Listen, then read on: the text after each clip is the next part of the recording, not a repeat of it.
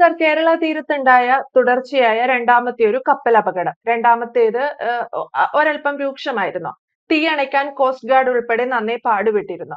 പക്ഷേ സാധാരണക്കാരനെ അലട്ടുന്ന ഒരു ചോദ്യം എന്താണെന്ന് വെച്ചാൽ, ഇത്തരത്തിൽ കടലിലേക്ക് ഈ കപ്പലിൽ നിന്ന് രാസപദാർത്ഥങ്ങൾ കലർന്നിട്ടുണ്ടെന്നും അതൊക്കെ മാരകമായ വിഷമടങ്ങിയവയാണെന്നുമുള്ള വാർത്തകൾ എന്ന് വെച്ചാൽ ഊഹാപോഹങ്ങളാണ്. ഔദ്യോഗികമായി ആരും സ്ഥിരീകരിക്കാത്ത വാർത്തകൾ പുറത്തു വരുന്നുണ്ട്.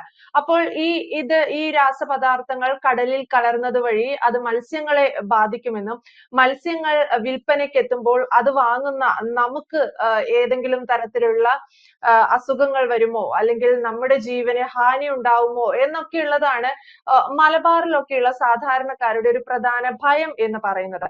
അപ്പോൾ എന്റെ ആദ്യത്തെ ചോദ്യം എന്ന് പറയുന്നത്, അത്തരത്തിൽ ഭയപ്പെടേണ്ടുന്ന ഒരു സാഹചര്യം നിലവിലുണ്ടോ? രണ്ടാമത്തെ ചോദ്യം എന്ന് പറയുന്നത്, ഈ കപ്പൽ അപകടത്തിൽപ്പെട്ടതിലൂടെ നമ്മുടെ കേരള സർക്കാരിന് എന്തെങ്കിലും ചെയ്യാൻ സാധിക്കുമായിരുന്നോ?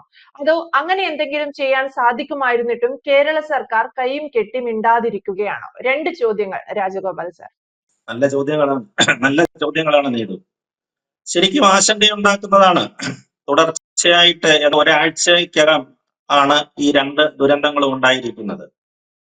ഒരെണ്ണം ഉണ്ടായത് കൊച്ചിയിലുണ്ടായത് നമ്മുടെ കൊച്ചി അടക്കം തെക്കൻ ജില്ലകളെ നന്നായിട്ടും, അതേപോലെ തന്നെയാണ് ഇപ്പം കുറച്ച് ദിവസം ശേഷം ഇതാ മലബാറിലും ഉണ്ടായിരിക്കുന്നു. അഴീക്കലിന് ഏതാണ്ട് 200 നോട്ടിക്കൽ മൈൽ അകലെയാണ് ഈ സംഭവം ഉണ്ടായിരിക്കുന്നത്. രണ്ടാമത്തെ കപ്പലും, ഈ രണ്ട് കപ്പലുകളിലും അതീവ മാരകശേഷിയുള്ള രാസ വസ്തുക്കൾ ഉണ്ടായിരുന്നു എന്നാണ് ഇപ്പോൾ റിപ്പോർട്ട് പുറത്തു വരുന്നത്.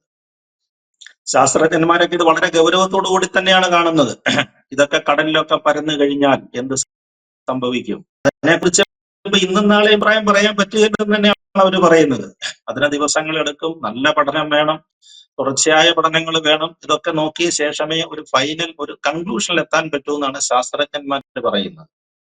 അപ്പൊ ഈ അവസരത്തിലാണ് നമ്മുടെ രാഷ്ട്രീയക്കാരെ സംബന്ധിച്ചിടത്തോളം അങ്ങനെയാണല്ലോ, എല്ലാ കാര്യങ്ങൾക്കും പെട്ടെന്ന് പരിഹാരം. എന്തിനും അവർ എന്ന് പറഞ്ഞതുപോലെ മലബാറിലും, ഇപ്പം തിരുവനന്തപുരത്തും ആലപ്പുഴയിലൊക്കെ ആവർത്തിച്ചതുപോലെ മലബാറിലും ഒരു മീൻ ഫെസ്റ്റിവൽ എന്നാണ് നടക്കുന്നത് എന്നുള്ളതാണ് എങ്ങനെ ആകാംക്ഷയോടെ നോക്കിയിരിക്കുന്നത്. ഒരു മീൻ ഫെസ്റ്റിവൽ അങ്ങ് നടത്തിക്കളെ, അതാണ് അവരുടെ ഒരു രീതി. എന്തെങ്കിലും ഒരു പ്രശ്നം ഉണ്ടായി കഴിഞ്ഞാൽ അതുമായിട്ട് ബന്ധപ്പെട്ട ഒരു ഫെസ്റ്റ് നടത്തി ആളുകളോടൊക്കെ പറയും, ഒന്നും പേടിക്കണ്ട, നിങ്ങളും ധൈര്യമായിട്ട് കഴിച്ചോളാൻ പറയും. പണ്ട് ഇത് കണക്കാണ് വടക്കേ ഇന്ത്യയിൽ ഉത്തർപ്രദേശിലെങ്ങാനും ആരെങ്കിലും പശുവിന്റെ ഗോമാംസം കൊണ്ടുപോവുകയോ അത് ചെയ്ത് കഴിഞ്ഞാൽ അയാളെ ആരെങ്കിലും ഉപദ്രവിക്കുകയോ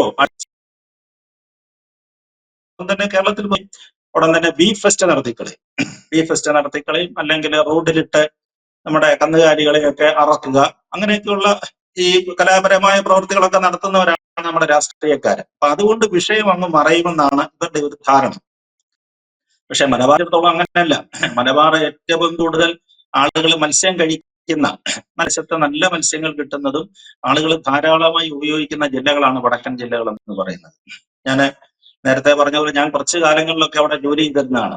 അന്നേരം അവിടെ ഉണ്ടായ രാവിലത്തെ ചില പ്രതികരണങ്ങൾ ഇങ്ങനെയാണ്.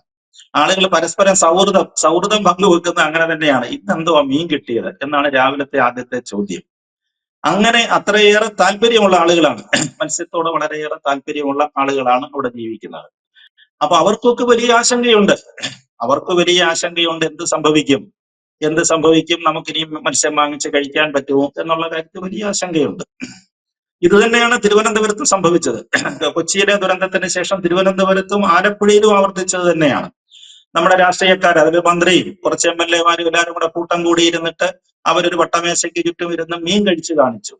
മത്സ്യ കറിയും വറുത്തതും ഒക്കെ നമ്മളെ കഴിച്ചു കാണിച്ച ശേഷം അവർ പറഞ്ഞു, ഒരു കുഴപ്പമില്ല, നിങ്ങൾ എല്ലാവരും ഇനിയും ധൈര്യമായിട്ട് കഴിച്ചോളുക, ഇതാ ഞങ്ങൾ കഴിച്ചിരിക്കുന്നു, കുഴപ്പമൊന്നുമില്ല, നിങ്ങൾ കഴിക്കാനാണ് പറയുന്നത്. നമുക്കറിയാവുന്നവരെയൊക്കെ അവനെയല്ല. ഇപ്പൊ അവര് കഴിച്ചു, അവർക്ക് വേറെ പ്രശ്നങ്ങളൊന്നും കണ്ടില്ല.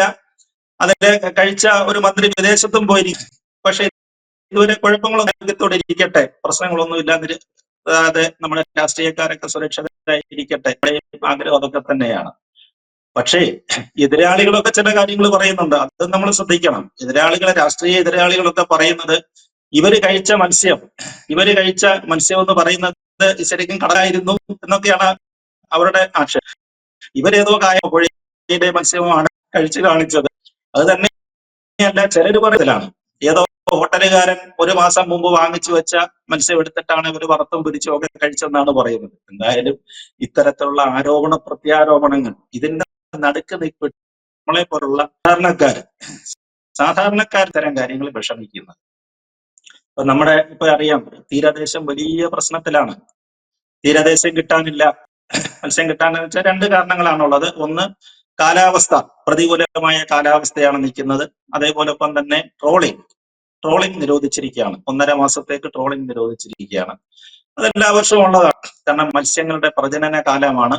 മത്സ്യങ്ങളെ മുട്ടയിട്ട് കുഞ്ഞുങ്ങളെ വിരിഞ്ഞ് ധാരാളമായിട്ട് മത്സ്യങ്ങൾ ഉണ്ടാകേണ്ട സമയമാണ്.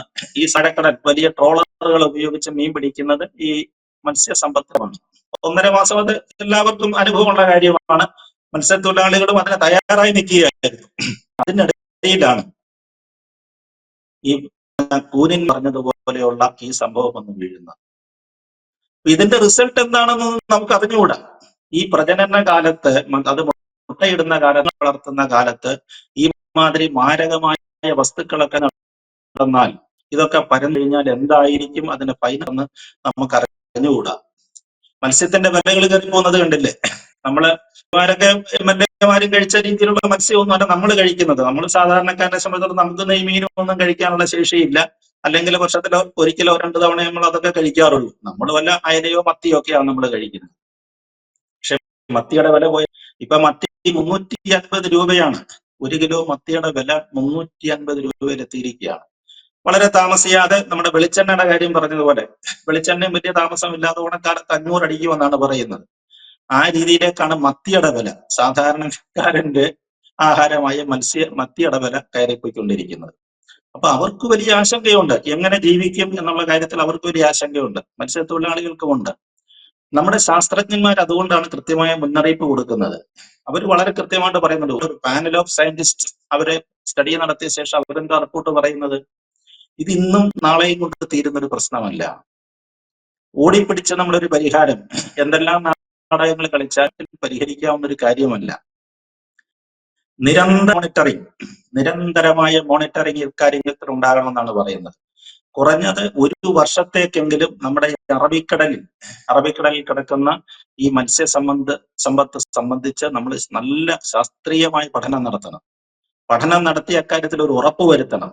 ഇപ്പൊ ഈ പറഞ്ഞില്ലേ, ഈ ട്രോളിംഗ് കഴിഞ്ഞ ശേഷം വരുന്ന മത്സ്യക്കുഞ്ഞുങ്ങൾക്ക് എന്തായിരിക്കും സംഭവിക്കുന്നത്, അതിന്റെ രൂപം എന്തായിരിക്കും, ഇത്തരം കാര്യങ്ങളെ കുറിച്ച് ഒന്നും ഒരു അറിവില്ല. അതൊക്കെ ഒരു 1.5 മാസം കഴിഞ്ഞ് നമുക്ക് തുടങ്ങാൻ തന്നെ പറ്റുകയുള്ളൂ. അപ്പൊ അതുകൊണ്ട് ശാസ്ത്രജ്ഞന്മാരെ വിശ്വസിക്കുക. രാഷ്ട്രീയക്കാരൊരിക്കലും അവരെ വിശ്വസിക്കത്തില്ല. അവർ പറയുന്ന ഒരു മണ്ടന്മാരാണ്. ഞങ്ങള് ഈ കടല് കണ്ടിട്ടുള്ള ആൾ എത്ര ഞങ്ങൾ കടല് കണ്ടിട്ടുണ്ടെന്നൊക്കെയാണ് ചിലർ ചോദിക്കുന്നത്. ഞാൻ ഒരുപാട് തവണ കടൽ തീരത്ത് പോയി നിന്ന് കടലിൽ കണ്ടിട്ടുണ്ട്, അല്ലെങ്കിൽ ഞാനും മക്കളും കൂടെ കടലിറങ്ങി കുളിച്ചിട്ടുണ്ടെന്നൊക്കെയാണ് അവർ പറയുന്നത്. അതുകൊണ്ടെല്ലാം ഞങ്ങൾക്കറിയാം. കടലിനെ കുറിച്ച് സർവ്വതും തികഞ്ഞവരാണെന്ന് ഞങ്ങളൊന്നും മട്ടിലാണ് ഇവിടുത്തെ ചില രാഷ്ട്രീയക്കാരുടെ പ്രസ്താവന വരുന്നത്. അപ്പൊ സാധാരണക്കാരനെ സംബന്ധിച്ചിടത്തോളം ഈ മാതിരി ഗിമ്മിക്കുകൾ കൊണ്ടൊന്നും നിങ്ങൾക്കിത് മറയ്ക്കാൻ പറ്റുകയില്ല. അവന് ശാസ്ത്രീയമായ റിപ്പോർട്ടാണ് വേണ്ടത്. എന്താണ് ഇതിൽ സംഭവിച്ചിരിക്കുന്നത്, എന്താണ് നമ്മുടെ അടുത്ത തലമുറയ്ക്ക്. നമ്മൾ ധാരാളമായിട്ട് കേരളത്തിലെ ഏറ്റവും കൂടുതൽ നോൺ വെജിറ്റേറിയൻ ഭക്ഷണം ഉപയോഗിക്കുന്ന സംസ്ഥാനങ്ങളിൽ ഏതാണ്ട് 2ാമത്തെ 3ാമത്തെ സംസ്ഥാനമാണ് കേരളം. അതും മത്സ്യസമ്പത്ത് നമ്മൾ വളരെ നന്നായിട്ട് ഉപയോഗിക്കുന്നുണ്ട്. മത്സ്യത്തൊഴിലാളികളുടെ ഉപജീവന മാർഗവും കൂടിയാണത്. അപ്പൊ അങ്ങനെ വരുമ്പോൾ ശാസ്ത്രജ്ഞരെ വിശ്വസിക്കുക, അവർ പറയുന്നതിനനുസരിച്ച് കാര്യങ്ങൾ നീക്കണം എന്നാണ് ഉത്തരവാദിത്തപ്പെട്ട രാഷ്ട്രീയക്കാരെ കാണിക്കേണ്ട ചുമതല. രണ്ടാമത് നീതു ചോദിച്ച ചോദ്യം, ഇക്കാര്യത്തിൽ എന്തുകൊണ്ട് തുടർച്ചയായിട്ട് 2 കപ്പൽ അപകടങ്ങൾ ഉണ്ടായിട്ട് നമ്മുടെ സർക്കാർ ഇക്കാര്യത്തിൽ ഒരു തീരുമാനം എടുക്കുന്നില്ല എന്നുള്ളതാണ്. അതും വളരെ ഗൗരവത്തോടെ കാണേണ്ട ഒരു കാര്യമാണ്. ഈ 2 കപ്പലുകൾ ലൈബീരിയയുടെയും തൈവാന്റെയും 2 കപ്പലുകളാണ്. ഈ 2 കപ്പലുകൾ മുങ്ങിയതിനകത്തിൽ കൃത്യമായിട്ട് പറയുന്നത് വിഷവസ്തുക്കളാണ്. നോക്കുക, ഇന്ത്യൻ തീരത്തൂടെ അല്ലെ അറബിക്കടലിൽ കൂടെ, ഇന്ത്യൻ മഹാസമുദ്രത്തിൽ കൂടെ എത്രയോ കപ്പലുകൾ പോകുന്നുണ്ട്. ഇതിനകത്തിൽ നമ്മുടെ തീരത്ത് മുങ്ങുന്നതിനകത്ത് മുഴുവൻ രാസമാലിന്യങ്ങളും പദാർത്ഥങ്ങളും കെമിക്കൽസ് അടങ്ങിയിരിക്കുന്നതാണ്. അത് മനുഷ്യരാശിക്കും കടൽ സമ്പത്തിനും ദോഷകരമാകുന്ന കെമിക്കൽസ് അടങ്ങിയിരിക്കുന്നതാണ്. ഇവിടെ കൃത്യമായിട്ട് ഇന്ത്യൻ തീരത്ത് വന്നു കഴിയുമ്പോൾ ഇതങ്ങ് മുങ്ങുകയാണ്. എന്തോ സംശയിക്കണം. നമ്മൾ ഒന്നാണെങ്കിൽ പിന്നെ പോകട്ടെ, നമ്മളതിനെ തൽക്കാലം പെട്ടെന്ന് സംഭവിച്ചൊരു കാര്യമാണെന്ന് പറയാം. ഇതങ്ങനെയല്ല, തുടർച്ചയായിട്ട് മുങ്ങുന്നതിലുപരിയായിട്ട് കെമിക്കൽസ്, മാരകമായ കെമിക്കൽസ് കടലിൽ മുഴുവൻ പകരേക്കും. ഏതാണ്ട് 700ഓളം ആദ്യത്തേതിൽ വീണിരിക്കുന്നത്. രണ്ടാമത്തെ എത്രയുണ്ടെന്നുള്ളതിന്റെ തീ അണഞ്ഞിട്ടേ മനസ്സിലാകത്തുള്ളൂ. രണ്ടാമത്തെ ഇതിന് എത്ര കണ്ടെയ്നർ വരുന്നു എന്നുള്ളത്. പക്ഷേ ആദ്യത്തെ കപ്പലിന്റെ കേസിൽ നമ്മുടെ സർക്കാർ ഒരു ചെറിയ എടുത്ത നടപടികളെ ഒരു ഉദാസീനമായ ഒരു നടപടി എന്ന് തന്നെ അതിനെ വിശേഷിപ്പിക്കാം. നമ്മുടെ സംസ്ഥാന സർക്കാരിന് കേസെടുക്കാമായിരുന്നു. ഇത്ര നോട്ടിക്കൽ മൈൽ അകലത്ത് നടക്കുന്ന ഒരു സംഭവമാകൊണ്ട് സംസ്ഥാന സർക്കാരിന് ഇക്കാര്യത്തിൽ കേസെടുക്കാമായിരുന്നു. പക്ഷേ അങ്ങനെ ഒരു കേസിന് സംസ്ഥാന ഗവൺമെന്റ് തയ്യാറാകുന്നില്ല. അവിടെയാണ് ചില സംശയങ്ങൾ ഉയരുന്നത്. ഇപ്പൊ തേർഡ് പാർട്ടി കോമ്പൻസേഷൻ മതി എന്നാണ് പറയുന്നത്. തേർഡ് പാർട്ടി കോമ്പൻസേഷൻ ഉണ്ടെന്നുണ്ടെങ്കിൽ ഞങ്ങൾ അതുകൊണ്ട് തൃപ്തരാകുമെന്നാണ് പറയുന്നത്. അതിനവർ പറയുന്ന ന്യായീകരണം എന്ന് പറയുന്നത് മറ്റു തരത്തിലുള്ള കേന്ദ്ര ഗവൺമെന്റ് ഇടപെട്ടിട്ടുള്ള തരത്തിലുള്ള നടപടികൾ നീങ്ങിക്കഴിഞ്ഞാൽ അത് അന്താരാഷ്ട്ര കോടതികളിലേക്കൊക്കെ പോകും. അങ്ങനെ പോയി കഴിഞ്ഞാൽ നഷ്ടപരിഹാരം കിട്ടാൻ ഒരുപാട് താമസിക്കും എന്നൊക്കെയാണ് പറയുന്നത്. എന്തായാലും നമ്മൾ അതിനെ വിശ്വസിക്കുക. പക്ഷെ അതോടൊപ്പം തന്നെ മത്സ്യത്തൊഴിലാളികളുടെ സംരക്ഷണം, അവർക്ക് വേണ്ട സഹായ സഹകരണങ്ങൾ നമ്മൾ ചെയ്തു കൊടുക്കണം. ഇത് എത്ര നാളത്തേക്ക് നീണ്ടു നിൽക്കും? കോവിഡ് വന്നപ്പോഴിങ്ങനെ തന്നെയാണ് പറഞ്ഞത്. സാരമില്ല, 1-2 മാസം കൊണ്ടും ഒക്കെ അങ്ങ് പരിഹരിച്ചു പോകുന്നാണ് പറഞ്ഞത്. എത്ര കാലം നീണ്ടു നിന്നു? നമ്മൾ എന്തെല്ലാം അനുഭവിച്ചു. അപ്പൊ അതുകൊണ്ട് ഈ കാര്യത്തില് ഉദാസീനമായ ഒരു നടപടി ഈ ഭാഗത്തൊന്നും ഉണ്ടാകരുത്. എന്തെങ്കിലും നഷ്ടപരിഹാരം ആ ഗവൺമെന്റിൽ നിന്ന് തേർഡ് പാർട്ടി ഇൻഷുറൻസ് മേടിച്ചിട്ട് തൽക്കാലത്തെ കോട്ടയടയ്ക്കാം എന്നുള്ളൊരു മട്ടിലേക്ക് നിൽക്കരുത്. അതിനാവശ്യമായ കേന്ദ്ര ഗവൺമെന്റിനോടും സംസാരിക്കുക, അവർക്ക് എഴുതുക. കേന്ദ്ര സർക്കാരിനോട് എഴുതി കഴിഞ്ഞാൽ അവർ ഇക്കാര്യത്തിൽ എല്ലാ സപ്പോർട്ടും തീർച്ചയായിട്ടും ചെയ്തു കൊടുക്കും. അപ്പൊ അങ്ങനെ ഉള്ള ആത്മാർത്ഥമായ ഒരു സഹകരണം നമ്മുടെ സർക്കാരിന്റെ ഭാഗത്തു നിന്ന് ഉണ്ടായെങ്കിൽ മാത്രമേ ഇത്തരം ആശങ്കകൾക്ക് നമുക്ക് പരിഹാരവും ആകുകയുള്ളൂ. അല്ലെങ്കിൽ ഈ സംശയം എപ്പോഴും നിലനിൽക്കുമെന്നാണ് എനിക്ക് ഇക്കാര്യത്തിൽ പറയാനുള്ളത്. അതാണ്. എന്തായാലും കേരള സർക്കാർ വേണ്ട വിധത്തിൽ ഇടപെടുക എന്നുള്ളതാണ്. മറ്റൊന്ന്, സാധാരണക്കാർക്കിടയിൽ നിലനിൽക്കുന്ന ഒരു ആശങ്കയാണ്. എത്രയൊക്കെ മത്സ്യ ഫെസ്റ്റ് നടത്തിയാലും, എത്രയൊക്കെ മത്സ്യം കഴിച്ചു കാണിച്ചാലും, രാജഗോപാൽ സാർ സൂചിപ്പിച്ചതുപോലെ ശാസ്ത്രീയമായി ഇതിന് ഒരു ശാസ്ത്രീയമായിട്ടുള്ള ഏതെങ്കിലും തരത്തിലുള്ള പഠന റിപ്പോർട്ടുകളോ അല്ലെങ്കിൽ അത്തരത്തിൽ ശാസ്ത്രീയമായി തെളിയിച്ച കാര്യങ്ങളോ പുറത്തു വരാത്തിടത്തോളം സാധാരണക്കാരുടെ ഉള്ളിൽ അതൊരു ആശങ്ക തന്നെയാണ്. പ്രത്യേകിച്ച് ഇപ്പോൾ നടന്നിരിക്കുന്ന കപ്പൽ അപകടം മലബാർ സൈഡിലാണ്. അപ്പോൾ മലബാറുകാർക്ക് പൊതുവെ മത്സ്യം അവർ കൂടുതൽ വിൽപ്പന നടത്തുന്നു, ഭക്ഷ്യമായി ഉപയോഗിക്കുകയൊക്കെ ചെയ്യുന്നുണ്ട്. അപ്പോൾ അത്തരത്തിൽ മലബാറിൽ ഉൾപ്പെടെയുള്ള ഈ ഒരു പ്രതിസന്ധി അല്ലെങ്കിൽ ആശങ്കയും നീക്കം ചെയ്യേണ്ടതാണ്. വ്യക്തമാണ്. Thank you sir. കൂടുതൽ വാർത്തകളും വിശേഷങ്ങളും നിങ്ങളിലേക്ക് എത്താൻ ABC മലയാളം സബ്സ്ക്രൈബ് ചെയ്യുക, ബെൽ ബട്ടണും അമർത്തുക.